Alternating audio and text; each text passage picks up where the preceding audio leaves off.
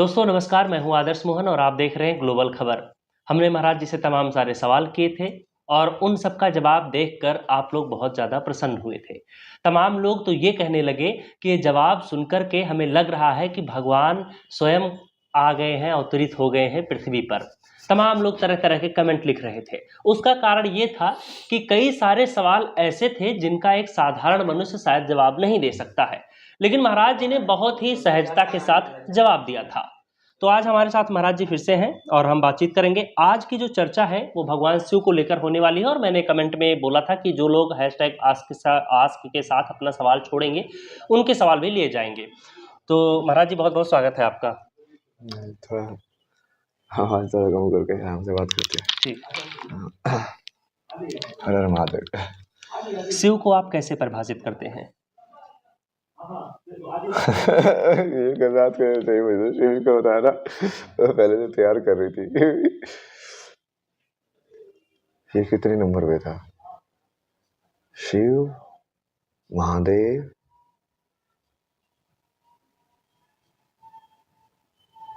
महाकाल, शंकर।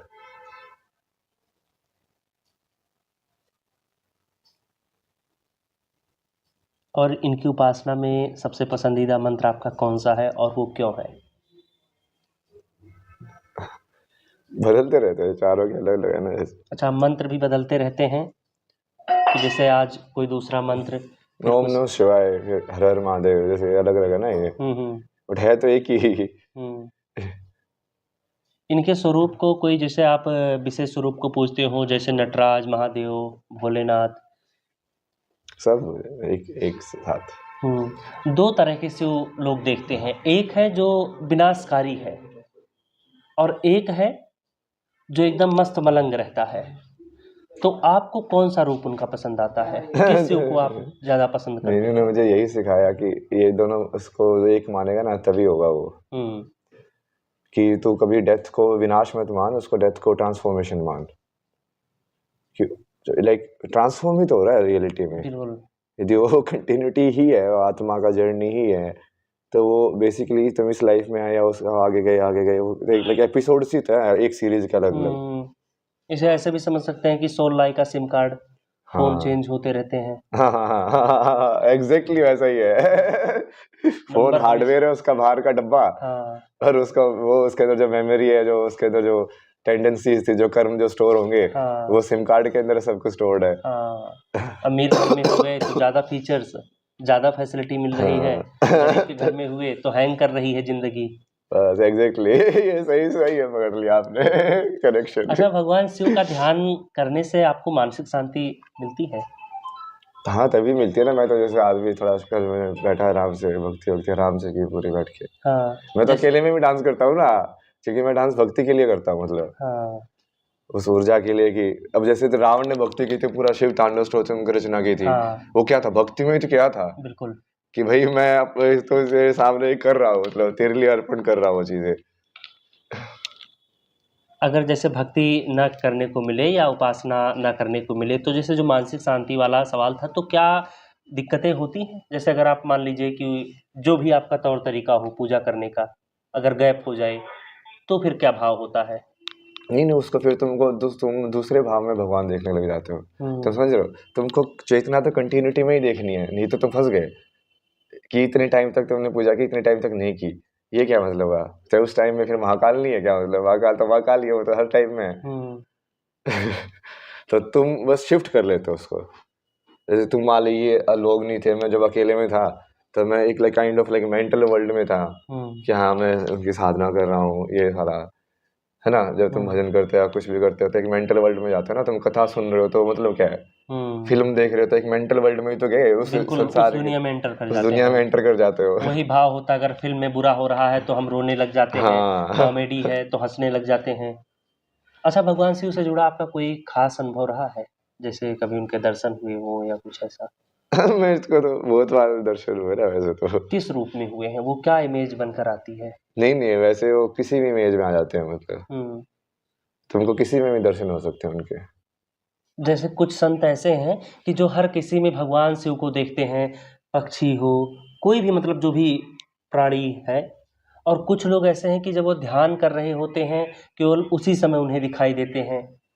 नहीं नहीं, वो तो वही मैं बोल रहा हूँ ना, हम्म। आप उसको डिवीजन कर रहे हो। मैं इसका पूरा जवाब वही दे रहा था ना, जी। इसीलिए चेतना वाला, कि तुम जब मेंटल वर्ल्ड में हो, जैसे मैं अकेले में हूँ तो मैं मेंटल वर्ल्ड के अंदर हूँ। हम्म। अभी मैं किस वर्ल्ड में आया जब आपसे बात कर रहा हूँ? फिजिकल वर्ल्ड में। फिजिकल वर्ल्ड में। बट फिजिकल वर्ल्ड में भी भगवान को देखना है, वो फिर कर्म योग और बाकी उस तरीके से पॉसिबल हो पाएगा कि जब मैं कर्म करोगे बट उसका तुम दायित्व मत लो, तो तुम्हारा कनेक्शन तुम यहाँ पे अटकोगे ही नहीं फिजिकल वर्ल्ड में, वापस से जब मेंटल वर्ल्ड में जाओगे। अच्छा, शिवरात्रि के दौरान आप उपासना कैसे करते हैं? नहीं, मैं तो पूरे टाइम ही उपासना करता रहता हूँ, मेरे को तो बहुत पता भी नहीं होता क्या रात्रि क्या है। हाँ। शिव के वैराग्य का जीवन में क्या महत्व है? यही महत्व है ना, जैसे तुम कुछ भी मत बनो। तो आपने जैसे पिछले वाला सवाल ही पूछा कि शिवरात्रि वाला, तो तुम कुछ भी नहीं हो, तो तुम कुछ भी नहीं हो, तुम बिल्कुल यूनिवर्स के हिसाब से ही सिंक में हो, मतलब उसके अलावा तुमने अपनी इच्छा तो छोड़ ही दी है। जैसे बाकी यूनिवर्स तुमको जैसे बजाएगी तुम ऐसे बजोगे। शिव और शक्ति के संबंध को आप कैसे देखते हैं? यही यही तो संबंध है प्रेम का। वो शिव है और वो शक्ति है, शक्ति शिव के अंदर स्पंदित हो रही है, और शिव उसका शिव होना मतलब वो भी वो परिभाषित कर रही है उसके साथ ही। त्रिशूल, डमरू और नाग को कैसे देखते हैं? इन्हें कैसे समझाएंगे?